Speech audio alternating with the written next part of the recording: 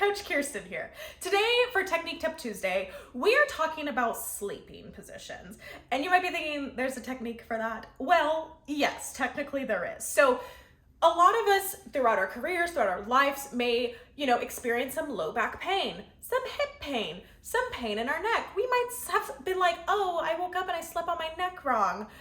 Yeah, because you might be sleeping wrong. So we're gonna talk about the proper way to sleep. Now, I get it. Every body is different. Not everybody can sleep in a position, but if you can sleep train yourself to sleep in an anatomically accurate position, especially if you're someone who has low back pain or wakes up with specific pains throughout their bodies, sometimes for me it's my shoulders and my neck, it can be a game changer. So, what is the best, most properly anatomical way to sleep in a corpse pose or a shavasana pose, if you will? So that means if you were to sleep in the best way, and I have my pillows here on the floor to show you, you would have, your head here, one or two pillows, legs out long, arms down, and just down by your sides. Now, automatically right off the bat, some of you are gonna be like, oh my God, my low back could not do that. That's why you grab another pillow and you put that under your knees. So that will help alleviate some of the stress in the low back. So if you can set your body up like this and go to sleep like this, it is so good for your body. Why, you ask? Because this is the anatomically correct position. When you look at a graph, or not a graph, an illustration of a human body in an anatomy textbook, it's like this, right? That's because if we sleep in this position that's anatomically proper, our muscles can relax how they should.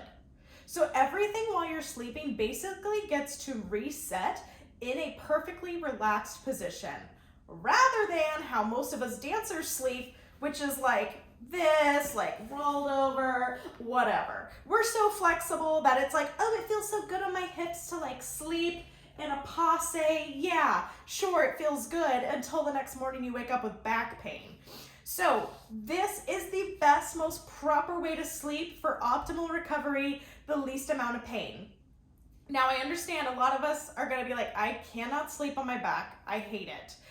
I get it. It's really hard, but it's worth a shot. I challenge you to try it.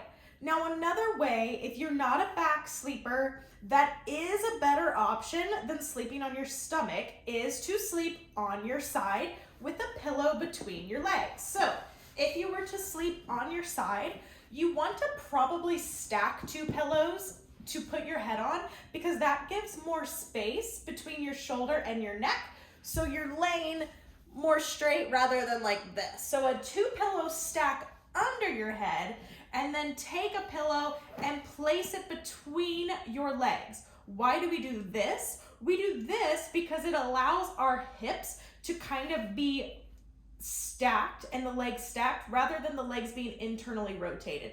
This helps keep the hips aligned, the back a little more aligned, and then we can sleep in a relatively less stressful position. Now, laying on our stomach and sleeping on our stomach is really not the best for us. I know a lot of us do it, including myself, but at least if you can start in that nice, anatomically beautiful position, it will be a game changer. So that's your sleeping position tips.